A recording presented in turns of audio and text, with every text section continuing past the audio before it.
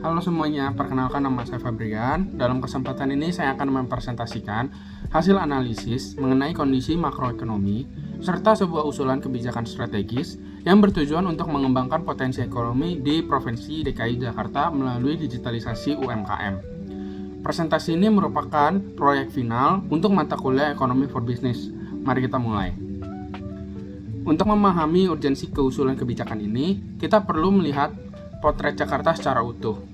Sebagai pusat ekonomi negara, kontribusi Jakarta terhadap PDB nasional mencapai 16,77%, menjadikannya motor penggerak utama. Secara demografis, Jakarta sedang menikmati bonus demografi yang sangat luar biasa, di mana 71,6% penduduknya berada di usia produktif.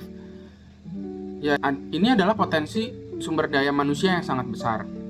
Namun, di balik potret kekuatan ini, Jakarta menyimpan tantangan yang sangat serius, yaitu tingkat kepadatan penduduk yang paling ekstrim di Indonesia, yang menimbulkan tekanan hebat pada perumahan dan fasilitas publik.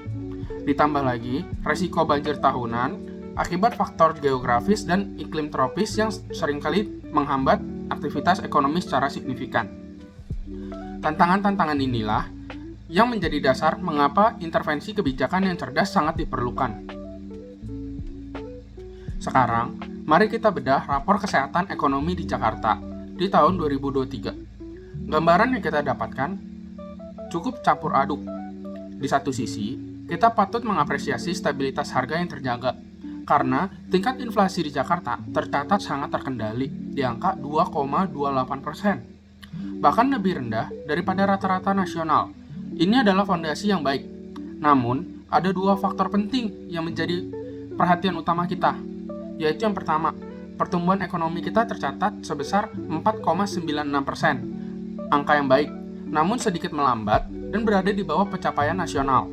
Ini mengindikasikan perlunya stimulus baru seperti yang dijelaskan dalam teori siklus ekonomi, di mana dorongan pada permintaan agregat dapat memacu kembali fase ekspansi. Yang kedua dan yang paling krusial adalah tingkat pengangguran yang terbuka, yang masih berada di angka 6,53%, jauh lebih tinggi dari rata-rata nasional. Angka ini menunjukkan bahwa bonus demografi yang kita miliki belum terserap secara optimal menjadi tenaga kerja. Nah, untuk menjawab tantangan pengangguran dan pertumbuhan tersebut, di manakah peluang terbesar kita? Dari analisis PDRB menunjukkan ada 4 sektor utama yang menjadi pergerak ekonomi Jakarta, yaitu perdagangan, jasa keuangan, konstruksi, serta informasi dan komunikasi.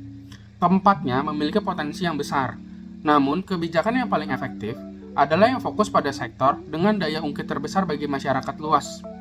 Oleh karena itu, kita fokus pada sektor perdagangan besar dan eceran. Kenapa? Karena sektor ini memiliki kontribusi PDRB sebesar 18%, yang menjadi jantung dari ekonomi harian yang melibatkan banyak pelaku UMKM. Sayangnya, mereka masih menghadapi kesulitan dalam persaingan yang mengadopsi digital. Berdasarkan analisis tersebut, inilah usulan kebijakan yang saya ajukan. Digitalisasi pasar tradisional melalui aplikasi resmi pemerintah Provinsi DKI Jakarta. Untuk memastikan pengimplementasian berjalan tersebut, usulan ini dirancang dengan konsep manajerial, yaitu POLC, yaitu tahap planning, meliputi perencanaan teknologi aplikasi, kurikulum pelatihan perdagangan, sehingga integrasi sistem pembayaran digital. Untuk tahap organizing-nya melibatkan kerjasama di antara dinas perdagangan, yaitu Pasar Jaya dan startup teknologi sebagai penyedia sistem. Lalu untuk tahap leading adalah peran pemerintah dalam melakukan sosialisasi dan memotivasi para pedagang untuk bertransformasi. Nah, untuk yang terakhir nih, tahap controlling, dilakukan dan melakukan survei dan evaluasi secara berkala untuk memastikan tujuan ini tercapai. Lalu, apa yang membuat aplikasi ini berbeda dan lebih unggul daripada marketplace yang udah ada? Nah, ini ada nilai inovatif utamanya, yaitu yang pertama, integrasi data dan pengawasan. Aplikasi ini terhubung langsung dengan database UMKM resmi Pemprov, yang memungkinkan pemerintah memantau pergerakan ekonomi secara real time sekaligus menjamin kualitas pedagang. Yang kedua, subsidi tepat sasaran. Pemerintah dapat menyalurkan bantuan seperti subsidi ongkos kirim secara efektif, membuat harga produk UMKM mampu bersaing langsung dengan retail modern. Nah, yang ketiga nih, saluran pemberdayaan terpusat. Aplikasi ini bukan hanya platform jual beli, tapi juga menjadi wadah utama untuk pelatihan dan juga bantuan permodalan. Dan untuk sosialisasi kebijakan, ini adalah sebuah ekosistem pemberdayaan ekonomi yang sangat komprehensif. Nah, sebagai kesimpulannya, Jakarta menghadapi tantangan makroekonomi yang nyata, yaitu perlunya akselerasi pertumbuhan dan penciptaan lapangan kerja yang lebih luas.